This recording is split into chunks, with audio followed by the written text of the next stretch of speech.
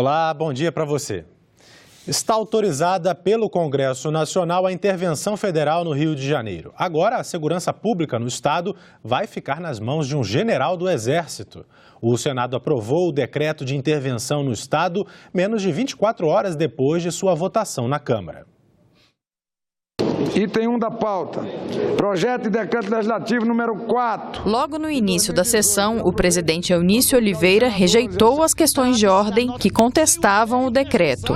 O relator da matéria, senador Eduardo Lopes, que é do Rio de Janeiro, disse que a intervenção só deve ser feita quando o governo local perde o controle, o que é o caso do Rio de Janeiro. No momento que nós vemos ladrões assaltando carrinho de cachorro-quente com fuzil, isso mostra que a situação realmente é grave. Os senadores que votaram contra o decreto questionaram a falta de definição no texto quanto ao planejamento para a intervenção. Isso, minha gente, é absoluta improvisação. Ninguém toma uma medida relevante, excepcional, extraordinária e de exceção como essa sem ter o mínimo de planejamento.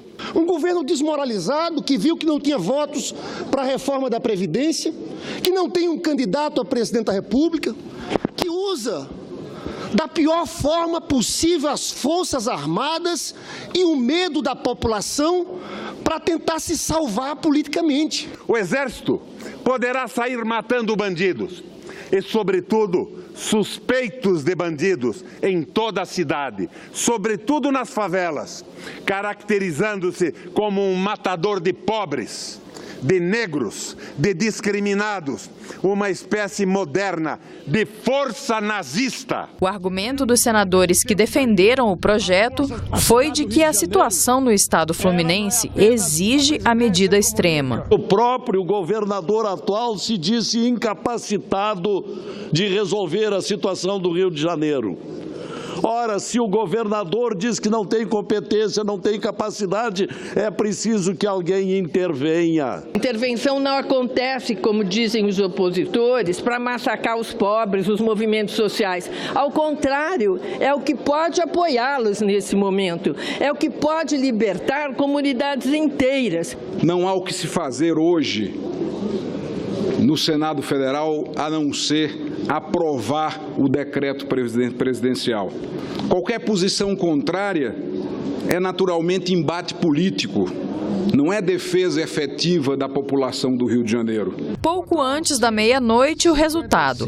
Aprovada pelos senadores, a intervenção federal no estado do Rio de Janeiro por 55 votos a favor e 13 contra. O governo federal enviou ao Congresso 15 projetos da área econômica. Com a suspensão da reforma da Previdência da pauta, essas medidas foram definidas como prioritárias pelo Poder Executivo. A decisão do governo repercutiu entre os senadores.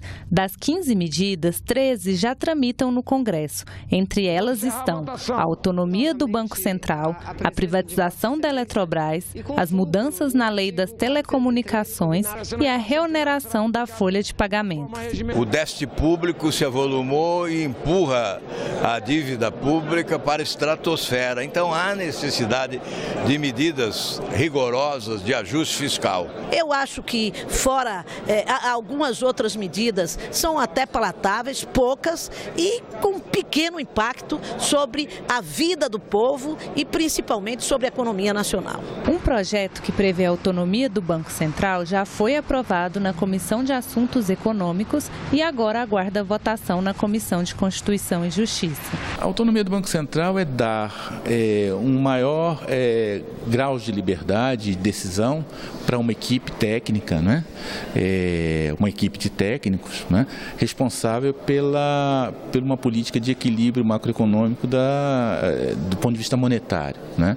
A questão monetária. Aí nós teríamos incidência com relação à taxa de juros, incidência com relação às grandes variáveis monetárias. Os que defendem a autonomia acreditam que a relativa independência deixaria a instituição com mais credibilidade.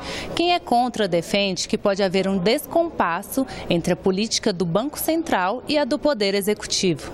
Outro tema discutido no Congresso é a mudança na lei das telecomunicações. A proposta já havia passado pelo Congresso e sido enviada para a sanção do presidente, mas a oposição entrou com recurso e o Supremo Tribunal Federal determinou que o projeto retornasse ao Senado. Os oposicionistas alegaram que a matéria passou por uma única comissão e não foi amplamente discutida. A privatização da Eletrobras, outra proposta para a economia, também foi questionada na Justiça pela oposição, mas o governo obteve vitória e a comissão especial para analisar a medida já foi criada na Câmara dos Deputados. Nós estamos falando, não é de pouca coisa. Nós estamos falando de um ativo que representa 70% da capacidade instalada da energia elétrica no Brasil, seja hidráulica, seja termoelétrica. A extinção do Fundo Soberano é uma das propostas que ainda não foram discutidas no Congresso.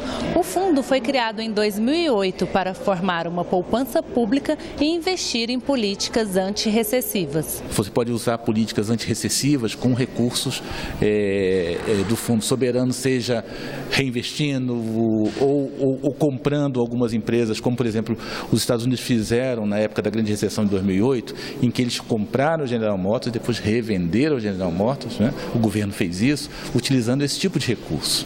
E, no caso brasileiro, apesar de pequeno, era ainda uma possibilidade que se tinha de, inflando esses fundos, se fazer uma política desenvolvimentista. O Senado retomou a discussão sobre a reforma do Código Comercial. O anteprojeto foi elaborado por uma comissão de juristas em 2013 com o objetivo de modernizar a legislação.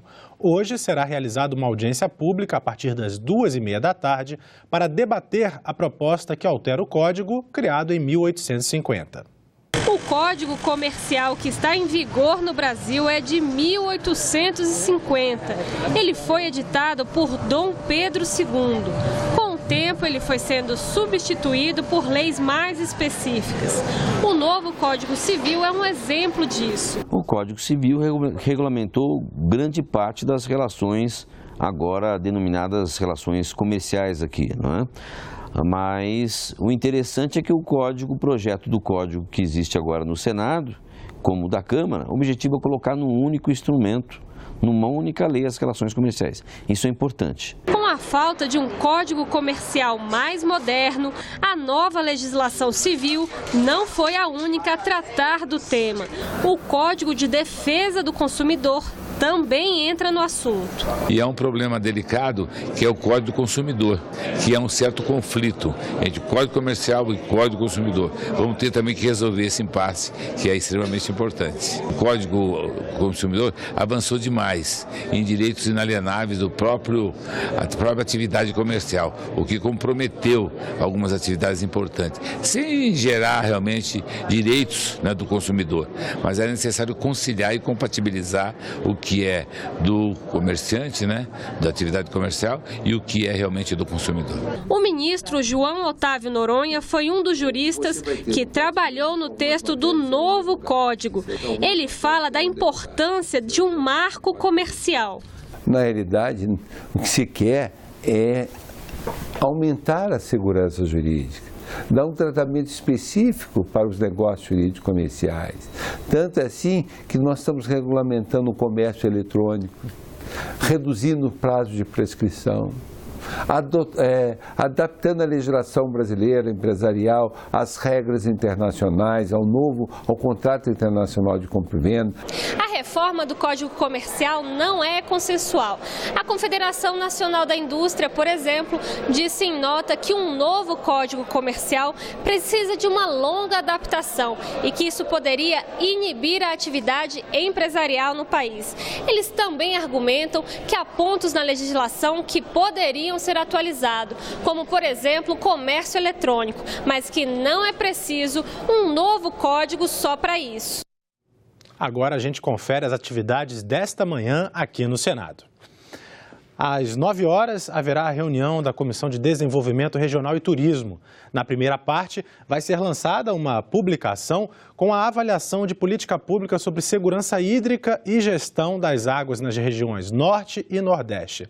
Depois, pode ser votado o projeto que amplia benefícios tributários à Zona Franca Verde, localizada na região Norte. No mesmo horário, na Comissão de Assuntos Sociais, está na pauta projeto que exige um dispositivo de segurança naqueles medicamentos injetáveis com potencial de letalidade. Depois, os senadores avaliam o desempenho do programa Mais Médicos em 2017.